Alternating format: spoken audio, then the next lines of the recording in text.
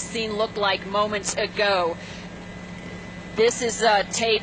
This is when we first arrived on scene, and it looked like officers standing on a hill above this earth mover turned tank were firing some pretty heavy arms at him, trying to find a weak spot, trying to find some way to immobilize. This man was now on the east side of Granby in what's called an independent propane company yard. We thought for a time he might actually be taking out some of the propane tanks. He kind of looked like that's what he was thinking about, and then he took off and headed into the downtown area again. Now, if you'll stay with me, photographer David Gregg is going to fast forward some of the videotape, show you just a little bit of some of the crazy things that this man has done over the course of the past hour and a half. And again, we want to emphasize, at last check, when we were last over Granby about 15 minutes ago, he had been stuck inside the back end of the Gamble's appliance store, apparently taken out his own radiator, and the engine had seized up, and SWAT team members were trying to get inside the tank. But a tank it is. It's an earth mover no more. It's actually a tank.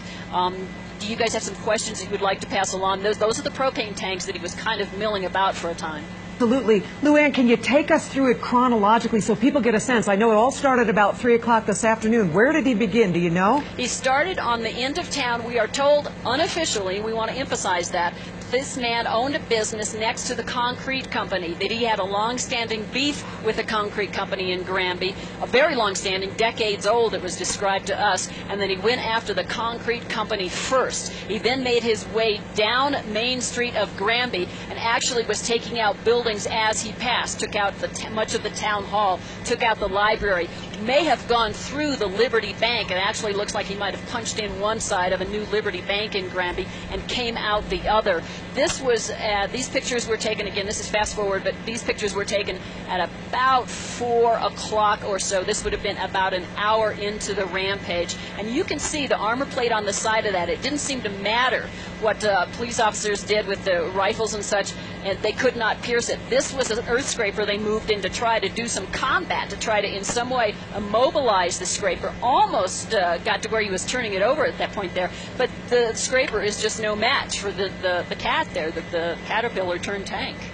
Hey, if you're just joining us, it's now 5 o'clock. This is News 4 at 5. This story's been developing since about 3 o'clock. This is file tape of a man who's got into some bulldozer that he's made into a makeshift armored covered bulldozer, and he's damaged or destroyed half a dozen buildings in Granby, a town of about 1,500, about 50 miles west of Denver in Grand County. So far, we're hearing no one's been injured, but that has not been confirmed. Luann, let's go back to you, please. Tell me, you talked about this a little bit earlier, but you look at that vehicle, you can't see anybody in there. Did you ever get a look at the person who's inside? We never did, and I think that because he geared this up, outfitted it to act like a tank, that he has a very tiny kind of viewpoint, point of view that he could see out of. We were skeptical when we first arrived on scene that there was any way for him to fire any weapons out of this, and I think that's exactly the case. What you see on top of there is debris, some venting, a whole lot of cinder blocks. He's actually pushing cinder blocks. These are remnants. This is debris from the buildings he's taken out over the course of the past hour or so prior to when these pictures were taken. Now, if you'll stay with us, he has just headed westbound again. This is tape. He has just again headed westbound into the downtown area. Right there, may have taken out a radiator. He doesn't stop for light poles. He doesn't stop for buildings. He takes out the corner of the copycat store. Again, this is right in downtown Granby.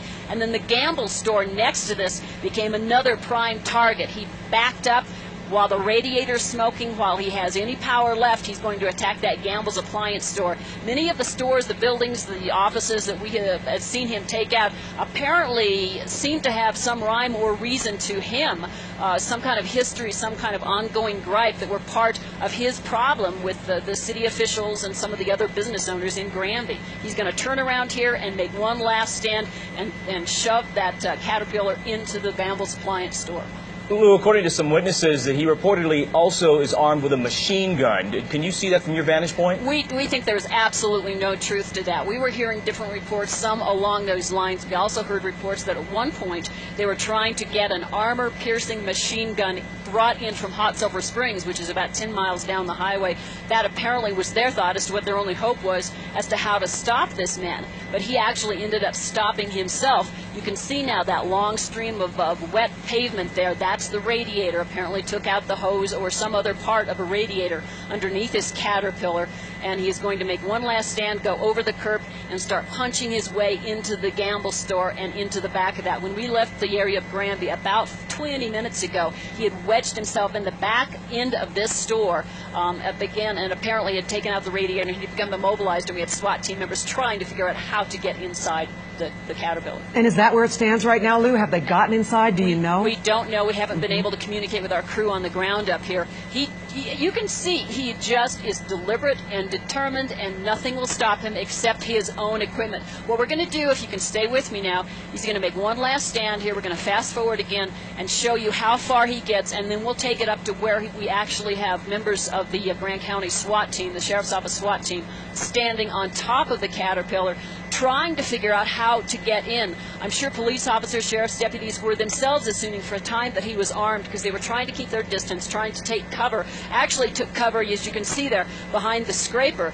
but they seemed to realize at some point that he was unable to shoot out, and that at this point he was like a turtle on his back. He was very vulnerable. He had gotten himself wedged, he disabled the Caterpillar, and there was no place for him to go. The challenge now was to get him out of there. We don't know how that stands. So the video we're looking at is of that department store you were talking about. Is also, we understand that the hardware store, I also understand that he did some damage to a bank, Liberty Bank, that was recently opened, and the town's newspaper building, a two-story structure as well. Sky High News is the newspaper office there. We're told that that's virtually a rubble.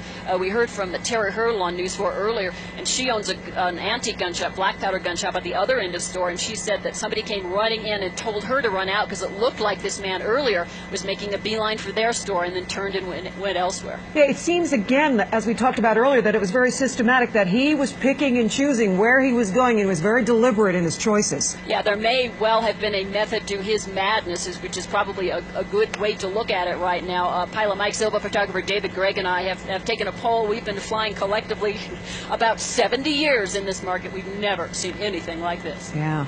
You know, Luann, we'd like to go now. And stay with us. We understand that you've got great video, and you definitely have a vantage point, and you understand what's going on, and you've certainly done a great job bringing us up to date. But we'd like to talk now with Bonnie Brown. Bonnie is joining us by telephone. And Bonnie, we understand that you are a friend, perhaps, of the man who is inside that bulldozer. Is that correct? Yes, that's correct. What can you tell us about this person? Well, he systematically is going through the different buildings. That is correct, the information about the ongoing dispute with the concrete company. And he went to Gamble's because the person who owns it was on the town council. It had to do with excessive taxes on his property that he purchased to build his muffler shop. And he talked with me about doing this back in January, and just in a conversation while we were having dinner. And, of course, I thought that he was just kidding. I had no idea that he would follow through with it and continue. Bonnie, without giving us his name, and please don't, tell us, when you did talk to him and he was planning this, according to you, did he mention the buildings he was going to hit, the specific buildings? No, he just said that the people that caused him harm, that he was going to, I'm trying to think of how he put it, that he would pay them back Bonnie, for what they had done to him. Take us again through his gripe. I don't quite understand what he was upset about. Well, you know, I wasn't really paying attention because I thought that he was just kidding, and he had mentioned something about that he purchased this land to build his muffler store at a public land auction, and that unbeknownst to him, the man who had owned the property and that was losing it was bidding against him, and he wasn't able to exceed the bid that this person had bid on, so he ended up winning the property. And the man actually had annexed this piece of property under the table with the town of Granby, and that Marv didn't know anything about this, and so he tried to sell the previous owner, the land back, and he didn't have enough money. And so then when Marv was trying to develop this property, Bonnie, let's jump in here. Let's be careful not to say names because obviously this person is not considered, he's a suspect. He hasn't been identified. Exactly. Yeah. So he's still inside, we understand. Tell me about this vehicle. Did he actually say he was going to take a bulldozer and armor it? Well, he didn't say he was going to armor it. He said, I'm going to take a bulldozer and to the town. And did he say specific buildings, specific businesses? No, because I didn't know the people that were involved. He just said that it was the town council members, and so I'm assuming that he would just be, because of several other buildings that were taken out had to do something part to do with this land transaction and the taxes that were levied upon him, and he said that it cost him